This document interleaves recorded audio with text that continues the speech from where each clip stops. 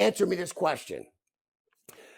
Why on earth is the conditioner bottle not twice the size of the shampoo bottle?